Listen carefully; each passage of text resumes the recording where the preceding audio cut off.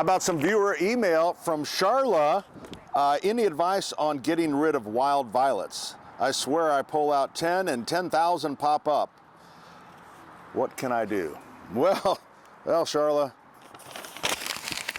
shouldn't have started with that question. Really hard to get rid of. Some people say you learn to love them. However, this is what I would recommend. Getting a killer, this has a chemical called carfinazone in it. So this one's pretty readily available. Put a little bit of dish soap in it to help it, because the thing about the wild violet, it's a waxy coating. So those two, best time to kill them in the fall, but you have to be persistent. Spray, spray, spray, or learn to love them. All right, next up we have from Rosemary. I have a tree I have planted last year, new construction, basically. The leaves grew, then fell off and died. I'm not seeing any buds. Is it possible that it can be saved? Well, being that it is the season of Easter, anything is possible, but here's what you should do. Go to the tree and just put a fingernail into it or into a branch, and you see how it's green? We know that's alive. So without any green, but if you have some green, I would highly recommend getting some biotone on that tree, because that'll really help with the root development. So good luck. All right, from Anderson, Jeff. Hi, Pat. The front of our house faces north and is shaded. We have landscaping all along the north-facing side. We've tried numerous different varieties of plants and shrubs, no avail. What is the best variety to plant and thrive in the shade? Well, that's another good one. The list is short. This is nice right here. This is just an evergreen. It's made in China. It's made out of plastic, but doesn't it look real? So that, just kidding. All right, so Jeff also asked about fire chief and whether a fire chief, this is very popular because it gets the bright red foliage. No, if you put it on there, what it'll do is just slowly die out. So if you don't mind replacing it every year or two, I guess, it'd be all right. But the best we can do in a woody ornamental, Little Henry Sweet Spire, they have these white blooms. They do decent, I would say, in shade, but then it's just a green, and it is deciduous, so it is going to just be sticks in the winter. And the other one, which is also deciduous, is this guy, and it's just a buckthorn. I think it's kind of a weird looking thing, but it does decent in the shade. So I think really the thing for you to do, the variety of perennials that you can get, whether it's hostas, whether it's, there's just all kinds. I mean, the list is long, there's tall, so I would look at a couple of these and some perennials.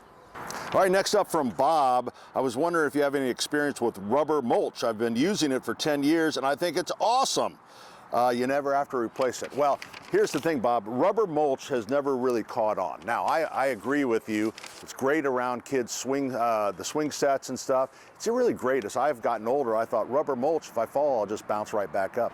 But there's some negatives to it. One, it gets hot, so getting hot around plants is not good. Some people say that it leaches a little bit of zinc, which is not good for the plants. But more than anything, it just doesn't seem right. When you use regular mulch, then you get all the benefits of the compost and such. So rubber mulch sometimes, but not for most people.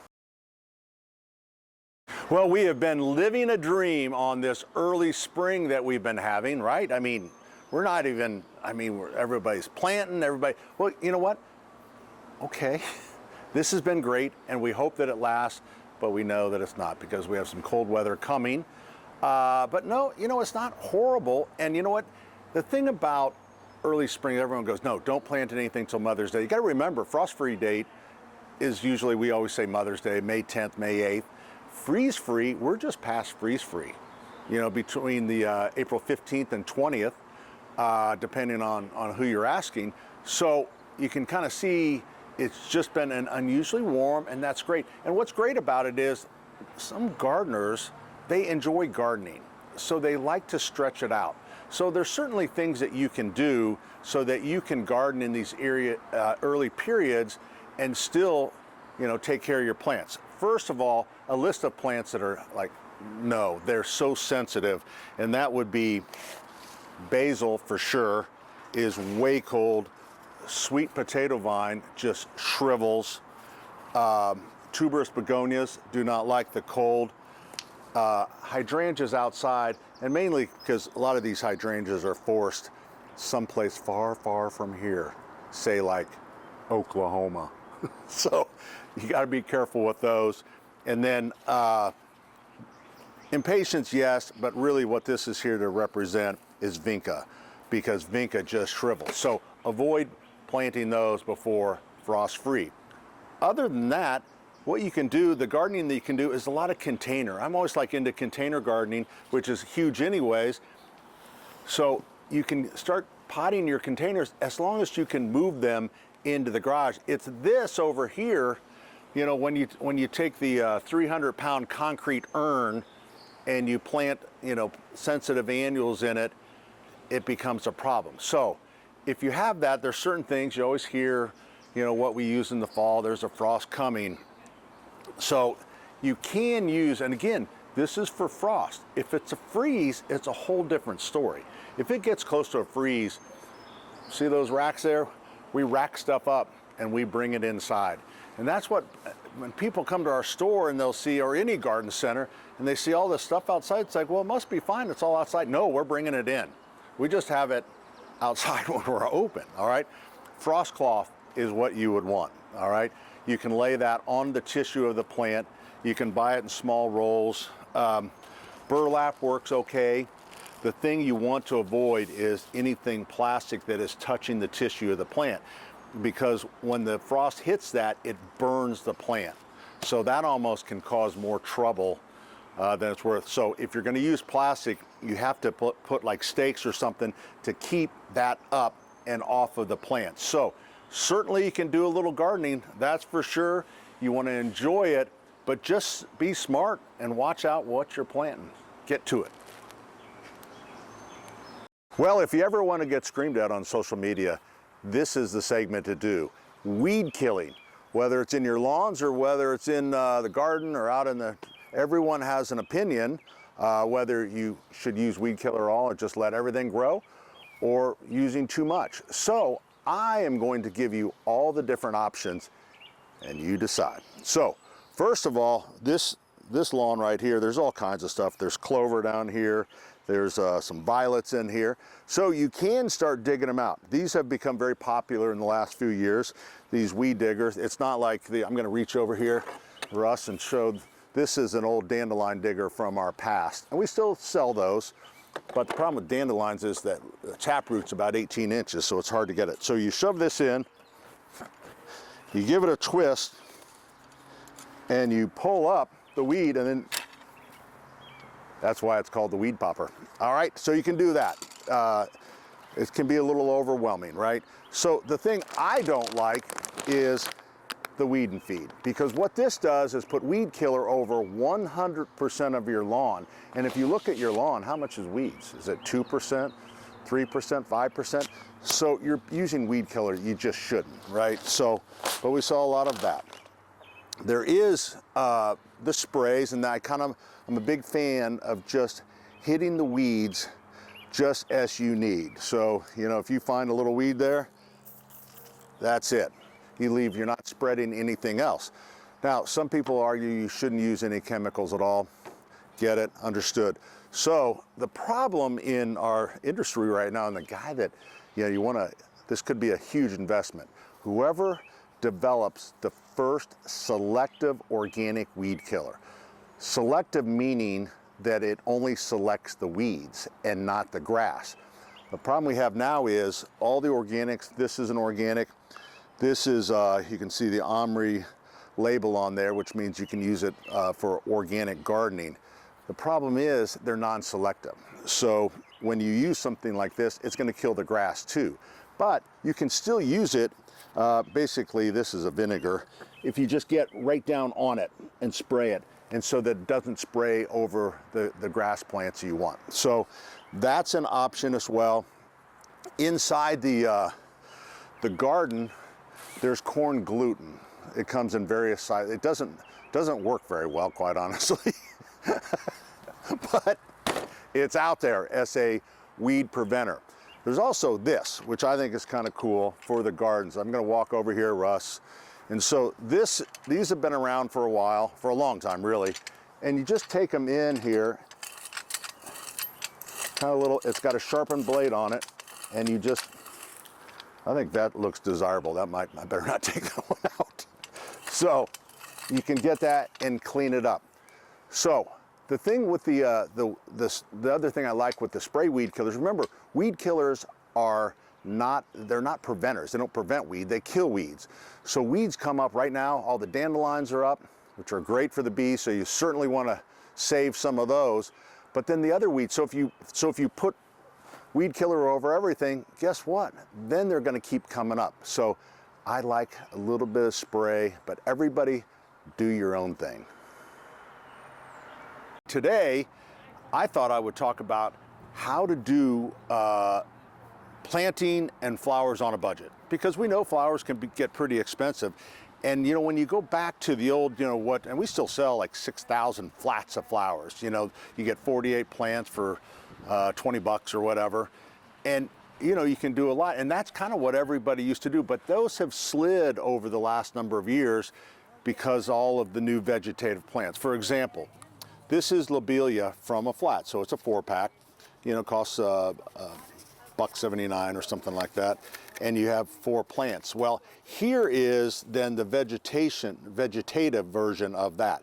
So you take that and then like that, and you can kind of see the advantage and the beauty of it, but they're more expensive. I mean, plants, premium plants are, $5 to $7 a pop.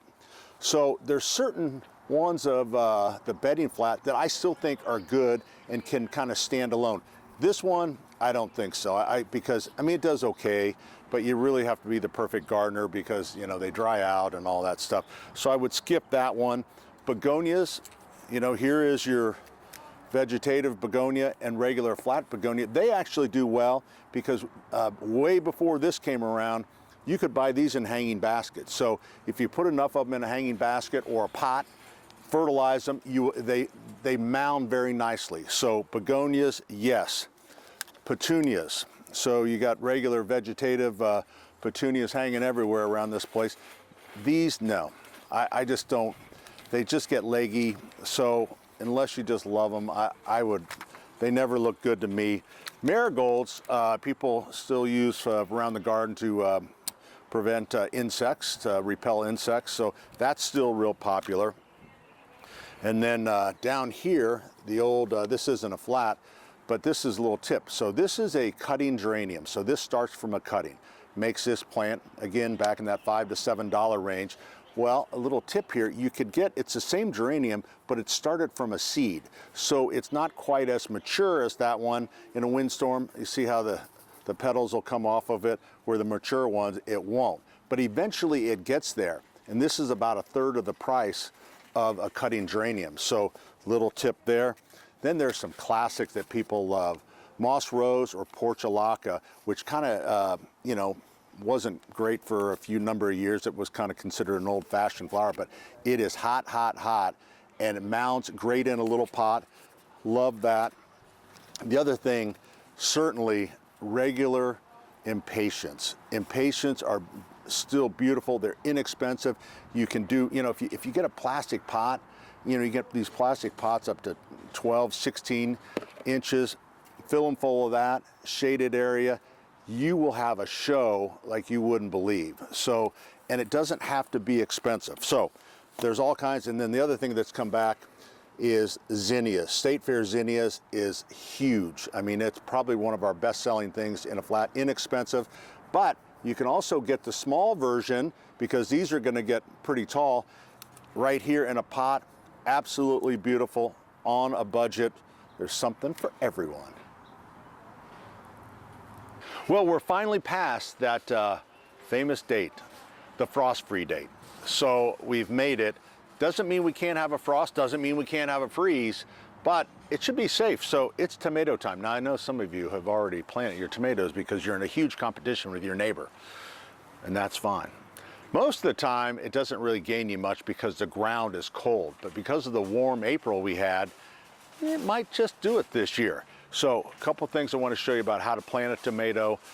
The number, like everything else in the world, the different varieties of tomatoes is just mind-numbing. I mean, back in the day, it was early girl, big boy, then better boy came along. What's this one? That's that's the big boy. So now so I'm not going to talk about varieties because everyone has their favorite variety, but I will talk about how to plant a tomato. Fruit of the vine, it's a fruit. Tomato is a vine. So you can't do this with other veggies or anything like that. So the thing about a vine is that the deeper you plant it, the more it will root along the stem. So what you would do is you would take and you would just strip off the bottom branches like that, and then you want to plant it down as deep as you can. So I'm going to stick that down, and you could even go a little deeper if you wanted to. And so what that does for you is, because it roots along that stem, it evens out the moisture. Because the problem that we have with tomatoes is the uneven moisture up and down, and that leads to blossom end rot. And so that soft spot, when you have a tomato and you get that kind of that soft spot on it, that's blossom end rot, and that is caused from the plant being dry. And what it does, the plant will actually borrow moisture from the fruit, so it takes, and then it doesn't pay it back. So it takes the moisture, and then you get that soft spot, and you have kind of a rotten tomato. So the key is that if you can get a plant deep like this, it's, you know, you have more even moisture down below. So the other thing, when you go to water, a plant on a hot day will kind of like shield itself. So it'll droop over to shield itself. You want to look at your plant in the morning.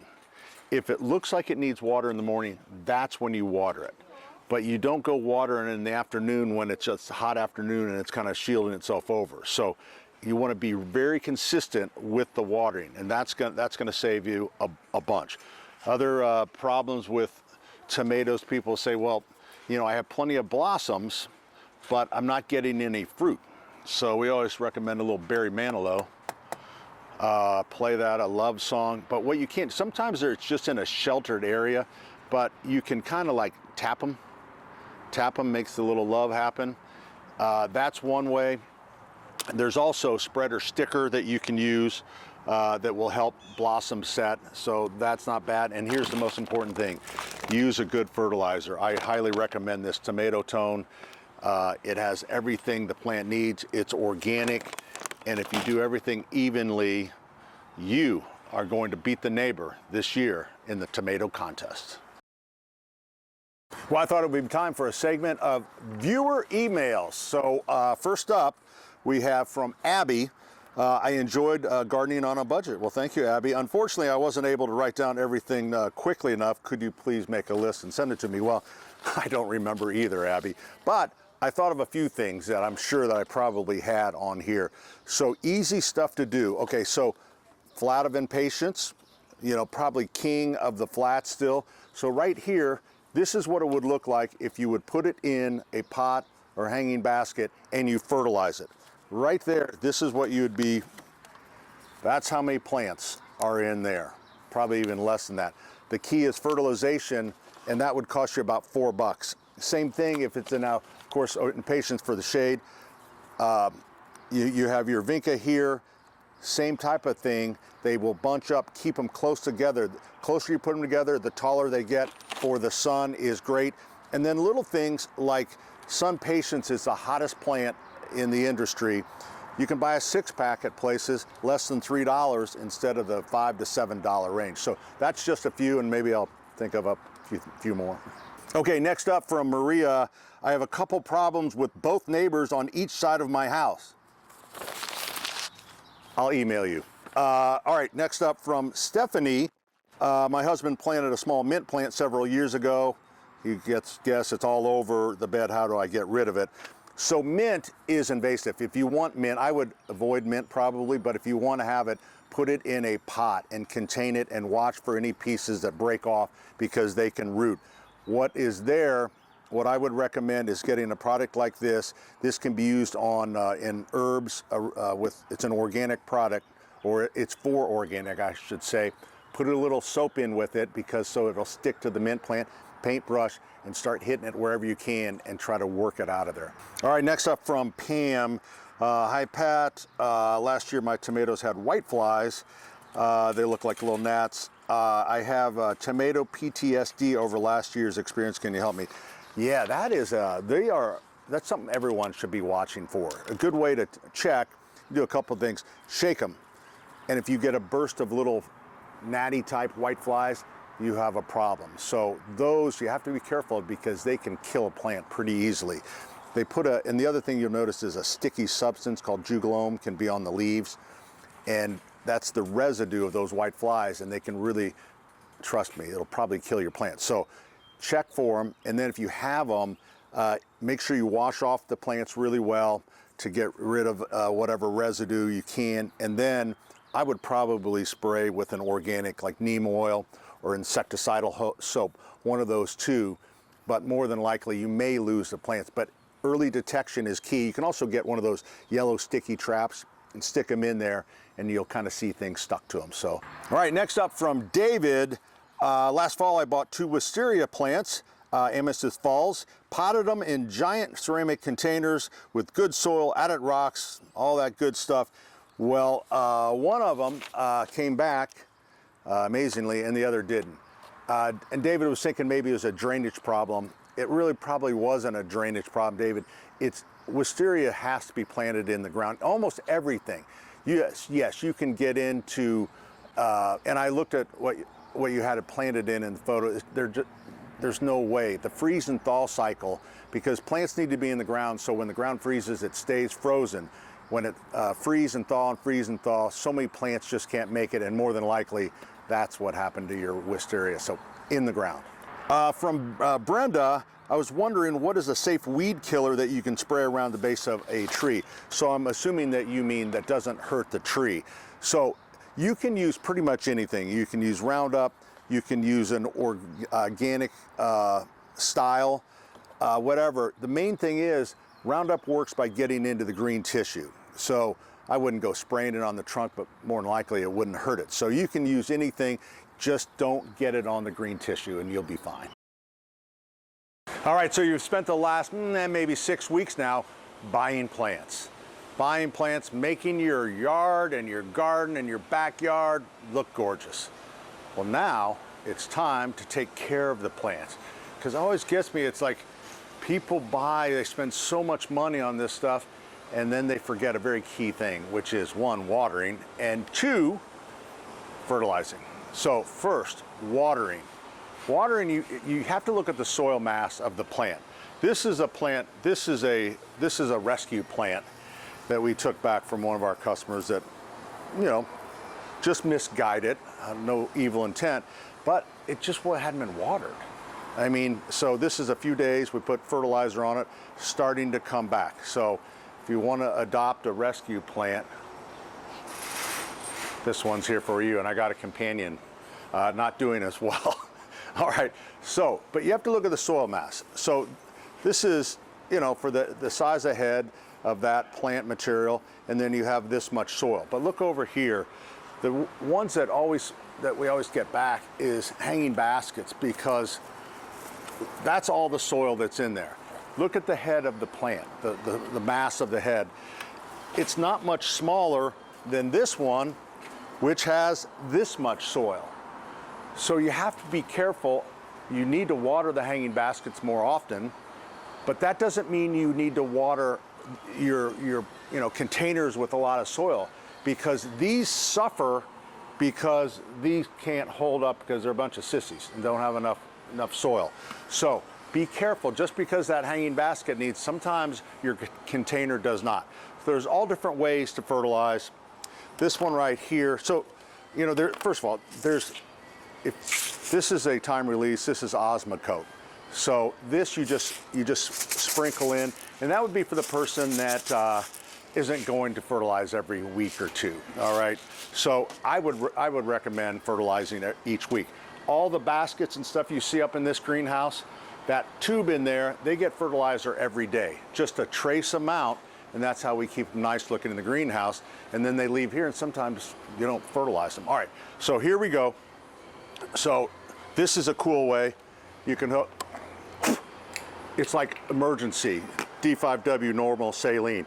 You just pop this in here, oh, I'm sorry, I'm in the wrong hole. Put the hose in there, and it takes it right out. It's like an IV. So a lot of people use that. It's very convenient. I'll slide over here.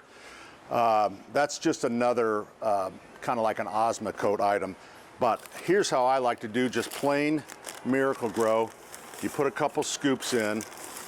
Now, you can use a watering can, but a watering can isn't very manly.